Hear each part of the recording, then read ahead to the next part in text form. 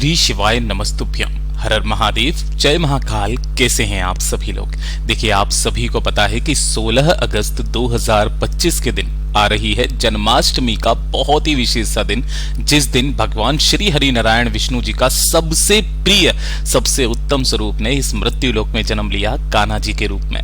और आज की रात्रि आप सभी लोगों को मात्र तुलसी के 7 पत्तों का ये अचूक उपाय करना बिल्कुल भी नहीं भूलना है।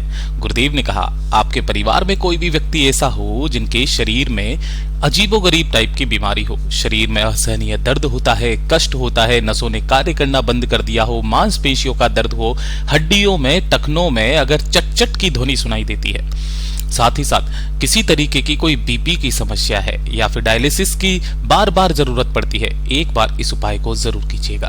गुरुदेव की कथा से सुन करके और समझ करके पूरे उपाय को बहुत ही आसान भाषा में आपको बताऊंगा, परंतु उससे पहले आप सबसे बस एक छोटी सी प्रार्थना। जो लोग पहली बार आए हैं, चैनल को सब्सक्राइब जरूर करेंगे और वीडियो को लाइक करके देव आदिदेव महादेव का कोई सा भी प्यारा नाम कमेंट बॉक्स में जरूर लिखेंगे। साथ ही साथ जय श्री कृष्ण जरूर लिखिएगा। इस पूरे वीडियो में हम मात्र 3 महा उपायों के बारे में बात करेंगे, जो कि आपको इस कृष्ण जन्माष्टमी की रात्रि को करने हैं। तो ध्यान से सुनना है और समझने की कोशिश करना है। ये तीनों ही उपाय आपकी बीमारी को लेकर के, धन को लेकर और आपकी बड़ी से बड़ी कामना की पूर्ति के लिए होंगे। सबसे पहले बात करते हैं हमारे पहले वाले उपाय की। ये सबसे अचूक उपाय होने वाला है आज की रात्रि का। आपके परिवार में कोई व्यक्ति ऐसा है जिसको किसी तरीके की कोई बीमारी है, कोई पुराना रोग। अब जो बीमारी भी बताई गुरुदेव ने, अगर किसी तरीके का ऐसा रोग है कि शरीर में असहनीय दर्द होता है, कष्ट होता है, पीड़ा होती है ना, मांसपेशियों से संबंधित किसी भी तरीके की कोई खिंचाव हो गया है या फिर शरीर के जोड़ों में दर्द होता है ना, घुटनों का दर्द, कमर का दर्द, किसी तरीके से कोई नस की दिक्कत आपके चल रही है ना, काफी सारे लोगों के साथ में होता है। साथ ही साथ अगर शरीर में किसी तरीके की कोई गठान हो गई है, गुरुदेव ने कहा एक छोटा सा उपाय आज की रात्रि करना बिल्कुल भी मत भूलिएगा। आपको लेने होंगे इस तरीके से 7 तुलसी के पत्ते, तो आपको पहले से ही तोड़ करके रख लेना है। 7 तुलसी के पत्ते लेना है और आज के दिन इस तुलसी पत्र का बहुत बड़ा महत्व होता है। वैसे तो वैज्ञानिकों ने कई बार कहा है कि इसके अंदर बहुत सारे एंटीऑक्सीडेंट, ऐसी चीजें होती है जो कि आपके शरीर की बहुत सारी बीमारियों को तो यूं ही खत्म कर देती है, साथ ही साथ क्रियाशीलता बढ़ाती है। आपको 7 तुलसी के पत्ते लेने हैं और साथ ही साथ थोड़ा सा तैयार करना होगा आपको हरी चंदन। हरी चंदन की रेसिपी ये आपने की किस तरीके से बनाया जाता है ये मैंने आपको पहले भी बताया था। हरी चंदन बेसिकली जो तुलसी जी की जड़ होती है ना, तुलसी जड़, उस जड़ को जब घिसा जाता है तो घिस करके जो चंदन निकलता है उसे हरी चंदन कहा जाता है।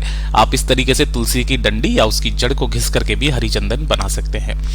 थोड़ा सा आपको हरी चंदन चाहिए होगा और थोड़ा सा ही ले लेना होगा गंगा जल। किसी भी एक तांबे के पात्र में जल भर लेना, अपने घर का शुद्ध जल।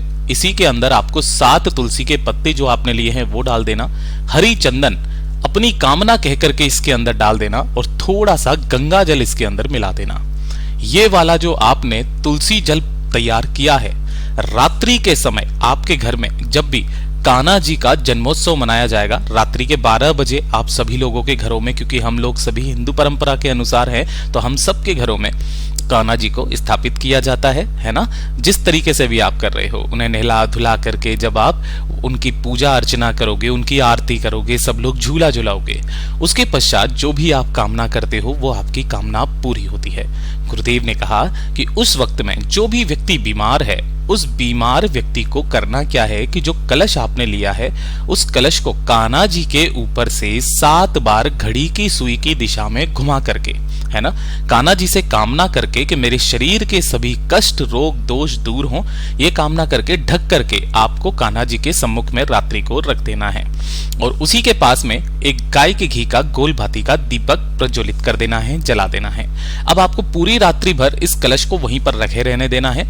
जब अगला दिन आएगा सुबह का समय, तो सुबह के समय आपको उठ करके स्नान करने के पश्चात इस जल को किसी भी एक अलग से बोतल में या किसी भी पात्र के अंदर आपको एकत्रित कर लेना है। गुरुदेव ने कहा उस दिन के बाद से अगले दिन से ही आपको लगातार 7 दिन तक इस जल का आचमन, सुबह उठते ही खाली पेट आपको इसका आचमन करना है लगातार 7 दिन तक।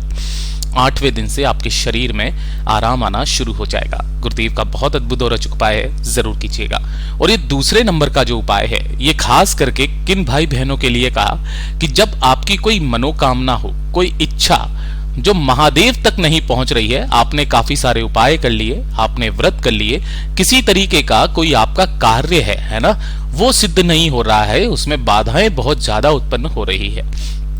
एक छोटा सा काम आज की रात्रि करना बिल्कुल भी मत भूलिएगा, क्योंकि ये नारायण की रात्रि है, जिस दिन आपके बड़ी से बड़ी कामनाएं तो पूरी होती है, आपके सारे कार्यों की जितनी भी बाधाएं होती है वो सारी टल जाती है, चाहे वो नौकरी को लेकर के हो, चाहे किसी भी चीज को लेकर के हो। आपको गिन करके 108 चावल के दाने लेने हैं। अब ये 108 चावल के दाने कैसे होने चाहिए?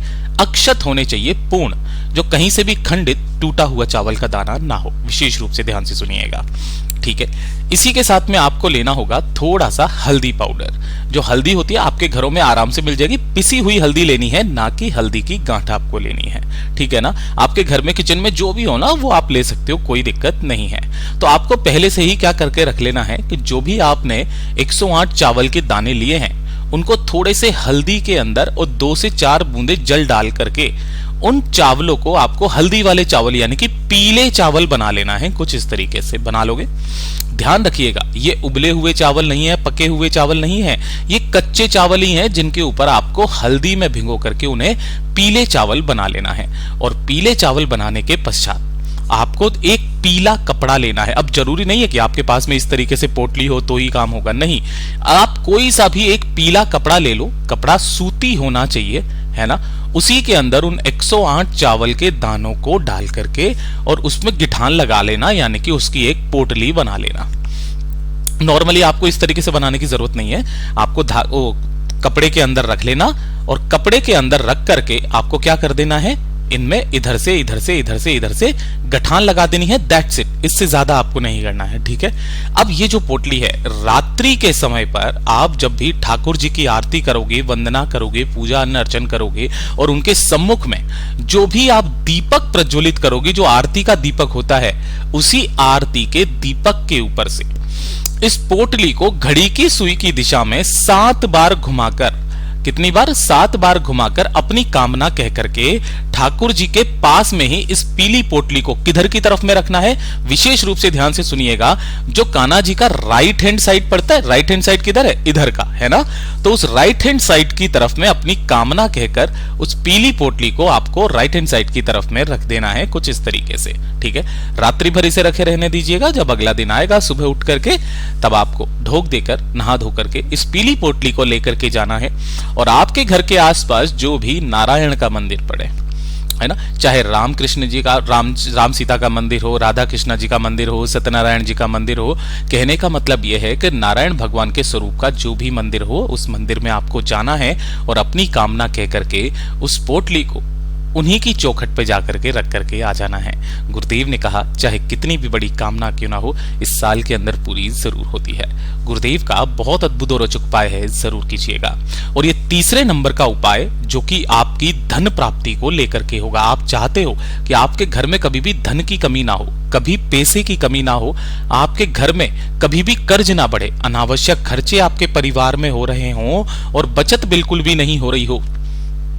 एक छोटा सा काम आज के दिन कीजिएगा। यहां तक कहा गया कि अगर आप इसे अपने व्यापार के लिए, दुकान के लिए, फैक्ट्री के लिए करते हो ना, तो 15 दिन के अंदर अंदर आपके घर में, आपकी फैक्ट्री में, आपकी दुकान में धन की आवक होना शुरू हो जाती है। महाराज, आपके बड़े से बड़े कर्ज उतर जाते हैं।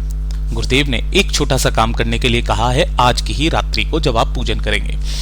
आपको लेना होगा इस तरीके से थोड़ी सी हल्दी, 1 चुटकी हल्दी लेना है और 1 चुटकी ही लेना होगा आपको कुमकुम। ध्यान रखना, सिंदूर नहीं है, ये कुमकुम है। इस तरीके से दोनों ही चीजें लेनी है, ठीक है। अब जब आप रात्रि के समय पर ठाकुर जी की आरती करोगे, चरण वंदना करोगे, उनकी आरती करने के पश्चात जो भी आप कामना करते हो, झूला झूलाते हुए ना, उस समय पर ठाकुर जी का जो सीधा वाला पैर है, उस सीधे वाले पैर पर आपको लगाना है थोड़ा सा कुमकुम। मैं यहां पर आपको बता रहा हूं, पैरों पर लगाना है, सीधे पैर पर लगाना है थोड़ा सा कुमकुम, है ना। और जो उल्टा पैर है, उस उल्टे पैर पर लगानी है थोड़ी सी हल्दी, ठीक है। सीधे पैर पर कुमकुम, ध्यान से सुन लीजिएगा, और उल्टे पैर पर थोड़ी सी हल्दी आपको लगा देनी है। इस तरीके से, और आपके घर में सदैव मां लक्ष्मी की कामना करते हुए कि उनका एक अंश सदैव आपके घर में विराजित रहे। जिस घर में ठाकुर जी आ जाए उस घर में मां लक्ष्मी जी स्वतः ही आ जाती हैं। ऐसी कामना करके इन्हीं के चरणों पर से थोड़ा सा कुमकुम और थोड़ी सी हल्दी आपको निकाल लेनी है ना। ये काम कब करना है? जब आपके 4 बजे ना सुबह के, उससे पहले पहले ही आपको क्या कर लेना है, इनके चरणों पर से थोड़ी थोड़ी सी हल्दी कुमकुम निकाल लेनी है। और जो भी आपके घर में तिजोरी हो, गल्ला हो, जहां पर आप धन रखते हो, धन रखने का स्थान हो, उस स्थान पर आपको करना क्या है, एक हल्दी का स्वस्तिक और एक कुमकुम का स्वस्तिक उसी चीज पर आपको बना देना है अपनी कामना कहते हुए, कुछ इस तरीके से। ठीक है, आपको दोनों ही स्वस्तिक नजर आ रहे होंगे। 1 साल के अंदर अंदर पूज्य गुरुजी ने कहा मेरा बाबा कितनी बढ़ोतरी करता है, बताइएगा जरूर। पूज्य गुरुजी के सभी उपाय बहुत ही ज्यादा खास और अद्भुत हैं, जरूर कीजिएगा। वीडियो पसंद आए तो लाइक जरूर करना और चैनल को सब्सक्राइब जरूर कीजिएगा।